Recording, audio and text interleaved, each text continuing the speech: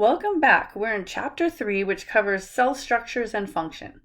Some of this is going to be new to you because I am sure that in previous classes you did not go through the level of detail that we're going to go through right now in regards to prokaryotic cells.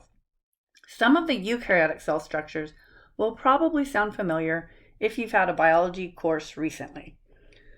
I'm going to start with a question. Which of the following do you believe is not a characteristic of all living things? I'm going to give you a second to think about the choices. Responsiveness, movement, growth, or reproduction. All right, I'm wondering what you chose. Let's break down the choices. If you consider responsiveness, that is something that all cells must do. They must respond to their environment in order to maintain homeostasis, balance. Next is movement. That is not something that is universal among living things. For example, there are some bacterial cells that do not have any ability to move on their own. They just travel with the air or water or respiratory droplets. There is some argument about whether something like a plant moves or not. It is definitely responsive and it does grow towards light, and some expel seeds with a structure, but that can be argued is different than true movement. So movement is not universal, at least when we're talking about bacterial cells. It'll be obvious that some of them do not have the ability to move. Looking at the other options, these are universal to life. All cells must grow, and cells must reproduce. Let's dive into important points of Chapter 3. This particular table from your book is comparing the prokaryotic cells and the eukaryotic cells and the viruses. You may have heard that viruses are not really considered living. Why is that? Well, things like growth, reproduction, responsiveness, metabolism, and cell structure are present in all cells, prokaryotic or eukaryotic. But viruses don't grow. Rather, they assemble, like a chemical, something like when a crystal forms. Viruses can only reproduce inside other cells, using other cells' machinery. Some viruses may be argued to have responsiveness, depending on their chemical makeup. Their metabolism is not their own, it's their host's, and they do not have a cell structure. So these differences separate the viruses from living organisms. We will spend a lot of time in Chapter 13 looking at viruses. This is an image of some of the different types of cells to give you an idea of the diversity out there. There are lots of types of microorganisms. It's a very diverse group. In this image A, which is a scanning electron micrograph that's been colored to look pretty, contains some bacterial cells. B is a white blood cell called an eosinophil. We'll be looking at those later in the semester. There are also red blood cells. This is just a regular micrograph of a stain, meaning a normal photograph taken with a normal bright field microscope, like in a lab. C is a scanning electron micrograph of a paramecium. This belongs to the protozoa and is a common sight in pond water. You can see all the cilia well with a scanning electron microscope. D is an alga, a colonial type of alga from the genus Volvox. These images are demonstrating some different types of cells, and we should be viewing all of these in the lab with our microscopes. Now we will begin an overview of the prokaryotes. As I've already mentioned earlier, these do not have a nucleus. That's the key characteristic that separates them from eukaryotes. But they still need DNA. It just doesn't exist in a separate compartment within the cytoplasm of the cell. They also do not have any membrane-bound structures within the cell. A nucleus is a membrane-bound structure. They don't have that. We just went over that. But if you think of all the other examples of the other types of organelles that you might be familiar with, like mitochondria, or chloroplasts, or Golgi apparatus, prokaryotes do not contain any of those. They don't have any internal membrane-bound structures. They also tend to be small. There's always exceptions in life, but in general, prokaryotes tend to be less than or close to a micrometer in diameter. The length can be longer. They're also very simple in structure. Within this group, the prokaryotes, we have two domains of life, the bacteria and the archaea. Now an overview of the eukaryotic cells before we dive deeper. Eukaryotes do have a nucleus as shown in this image. Nuclei are membrane bound. Eukaryotes have other internal membrane bound organelles as well, some of which are labeled in this figure over here. We will be going through them one by one shortly. Eukaryotes tend to be a lot larger than a prokaryotic cell, 10 to 100 micrometers in diameter. They're more complex. Eukaryotic organisms include algae, protozoa, fungi, and of course, all the animals and plants. All of those eukaryotic organisms belong in one domain called eukarya. So all of these eukaryotic organisms, including plants, algae, protozoa, fungi, ourselves, are more closely related to each other than they are to the other domains, the bacteria and the archaea. This next slide is showing a visual of the relative differences in size for these different cells. You are all familiar with the chicken egg and about how big one is. See that there's this tiny little dot on the chicken egg? That dot, when blown up, will fit all of these different microorganisms inside. Can you see the relative size? The Giardia parasite is the largest of the ones shown. It's 14 micrometers in length. A bacteria, a staphylococcus, is only 1 micrometer, and a large virus is 0.3 micrometers. These are very large differences, but to us, they all are very small. Let's look at the structures of a prokaryotic cell. We'll start from the outside and move in.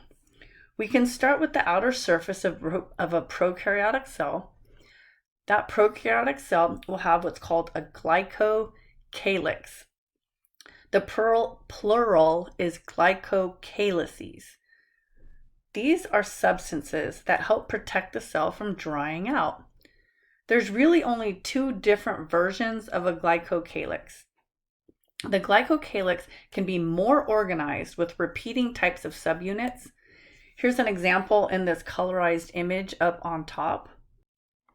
This is called a capsule.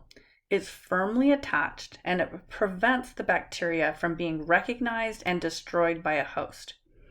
Pathogenic organisms that produce capsules evade destruction by our white blood cells. A capsule helps them to survive inside the host. A less organized glycocalyx is known as a slime layer. It's more loosely attached to the cell. It's not as organized as a capsule. It's a sticky layer that helps the cell attach to surfaces or to each other. The next external structure is a flagella. You might have heard of flagella.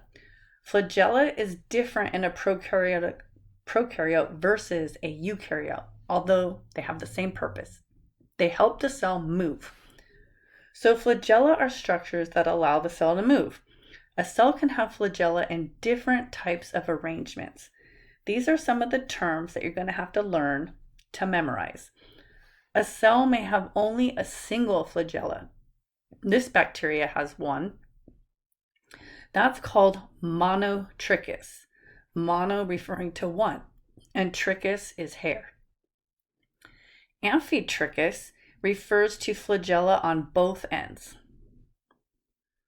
It could have one or a couple or few on both ends. This is a spirillum that has flagella on both ends. Lophotrichous is shown here as a tuft, meaning a few flagella coming off just one end of the bacterium. Lastly, paratrichous means flagella are all over the surface of the cell. As mentioned previously, not all bacteria have flagella. If they do, They can be arranged in these different ways. Be familiar with the terminology that describes the arrangement. Interestingly, flagella will propel the cell, but the cell might need to change direction. Since flagella move by rotating the attachment site, which I'll show you in a second, the structure rotates. It's an energy requiring process. As the flagella rotates, it will move the cell. In a typical cell like an E. coli cell, when the cell is moving forward, straight forward, then it's because the flagella is rotating counterclockwise, rotating the opposite direction of the hands of a clock. So they're turning counterclockwise and the cell will move forward. It's called a run. If it needs to change direction, it has no ability to steer. Instead, what it does is tumble. Basically, the cell just tumbles over itself. Imagine something like a tumbleweed. By tumbling, it's going to randomly change directions. It tumbles as it rotates the flagella structure the opposite direction. It turns clockwise. When the flagella is rotating clockwise, the cell will tumble. Then it'll stop tumbling and run forward again. And it will just keep tumbling and running until it goes to the direction that it actually wants to go. If it's attracted to some chemical substance, then it will run and tumble until it gets going in the direction that it wants to move. This is a very primitive type of movement, but it works. The cell is able to move in the direction it wants to move. There are some animations you can visit for in this chapter on Pearson that shows runs and tumbles. This figure is not for memorization, it's for general understanding. Soon we're going to be talking about the overall structure of bacteria as being gram-negative or gram-positive. While the gram stain determines the gram-positive or gram-negative grouping, bacteria belong to one or the other group because of the cell structure. For gram-negatives, there are two membranes with a thin cell wall in between those membranes. Here. The attachment structure for the flagella, which is made up of protein subunits, would have to take on a particular type of structure in order to span all of those different regions. It will span two membranes and a cell wall. Whereas in a gram-positive cell, there's one membrane and one cell wall that is thicker and is outside the cell membrane. So the attachment structure for flagella is a bit different. It's kind of fascinating to observe this level of complexity. These are the parts that spin the flagella. The structure spins and sends the flagella moving in a clockwise or counterclockwise motion and propels the cell. There is another variation of flagella. A moment ago, we were looking at external flagella emerging from the surface of the cell. In spirochetes, which is this wavy looking type of cell here, they're actually spirals. The flagella is contained between the two membranes. If you slice through this cell, you're looking at it, all of these little small circles are endoflagella. Endoflagella. Flagella contained inside. The flagella is contained between the two membranes and they wrap around the cell, and that creates this filament. As the flagella spins inside the cell will corkscrew. It'll corkscrew forward or back, and they actually can move through very viscous types of solutions by being able to do this corkscrew type of motion. Interestingly, while there are plenty of free-living spirochetes, there are also some pathogenic ones. You may have heard of the disease Lyme disease or syphilis. There's a disease called leptospirosis, and there are other ones as well. These are all caused by spirochetes. Spirochetes have this different type of arrangement where the flagella is in between two membranes, hidden from the outside. So the host doesn't ever actually see the flagella. This is helpful for pathogens because flagella is very immunogenic. By hiding, the immune system might not be able to be alerted to the pathogen right away, so it could multiply and cause an infection. Flagella are not the only hair-like sort of things that are extending from the cell. Here you can see these two images that are uploaded on the slide. Notice that flagella extends much further than this other type of extension coming off the cell. These other bristle-like extensions are fimbriae. In some other textbooks, typically not microbiology textbooks, they might refer to these as pili. But in microbiology, we're going to draw a stark distinction between pili and fimbriae. So please remember that fimbriae are these bristle-like extensions, which are also made of protein. Fimbriae are used to adhere to surfaces. They are, as you can see from the picture, much shorter than flagella. There can be hundreds and hundreds per cell. They're used to stick to surfaces and stick to each other. We'll be talking about biofilm formation in a bit, and they're important for that. As I was mentioning, there's a distinction drawn between pili and fimbriae. In this slide, we're looking at pili. Pili play a starring role in a section of the course where we're talking about horizontal gene transfer.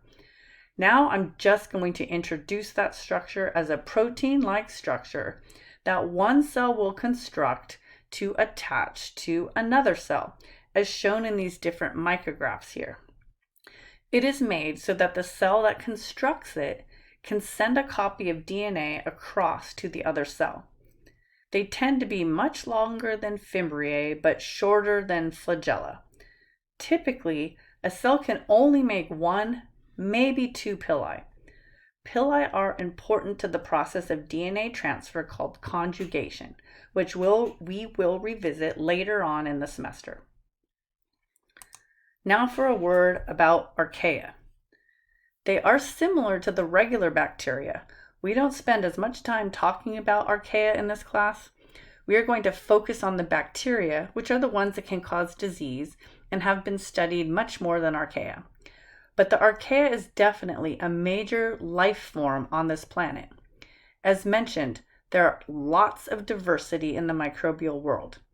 If we're considering the prokaryotic structures of archaea, they do have the same structures typically, but they're often made of different proteins.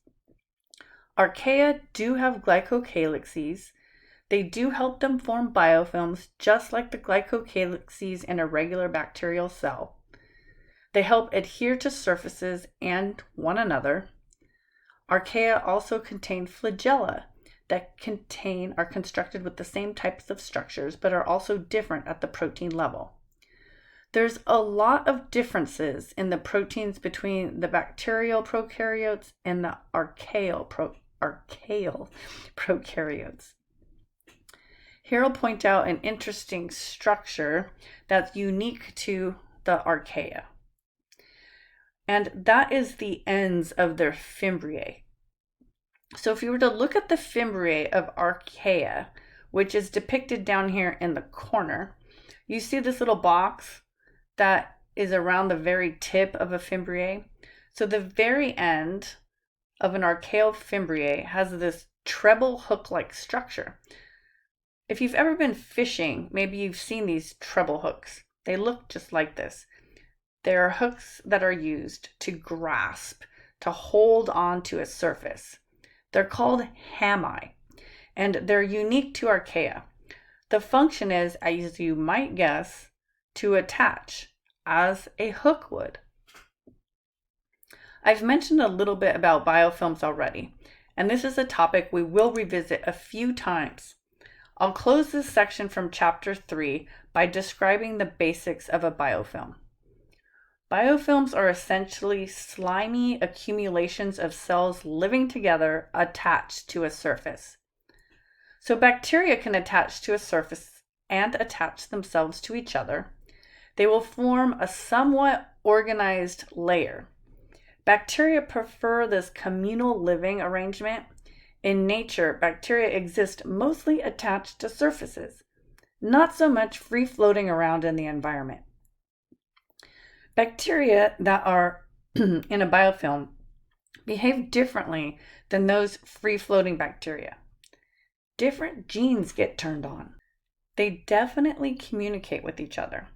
They show different antibiotic sensitivities, meaning they tend to be a lot more resistant when they're in a biofilm. And when we consider infections of humans, about 2/3 of them are actually in a biofilm type of structure that has caused that infection. This is important to know because it's much more difficult to get rid of biofilms. Biofilms also cause a lot of industrial problems because they'll build up on pipes and equipment. Bacteria from biofilms can shed off during procedures and ruin products like drug products that are being made or food products that are being made. If the equipment producing these products are not kept meticulously clean to prevent biofilms from forming. One of the beneficial situations concerning biofilms is in waste treatment. So your sewage water has to go out and be treated at a sewage plant. One of the very last steps of that treatment is to take water and spray it over a huge rock bed that's covered in slime, which is really a biofilm. The organisms in that biofilm will take up any remaining organic substances that are dissolved in that water and digest it up so that you're not releasing water with a lot of organic materials into the environment. Large volumes of nutrient-rich water will cause problems in the environment. Problems like algal blooms, red tides, and oxygen-depleted zones, and different effects that are not beneficial to our environment. All right, time to close out the first mini lecture for Chapter 3. We'll pick up talking about cell walls of prokaryotes. Until then.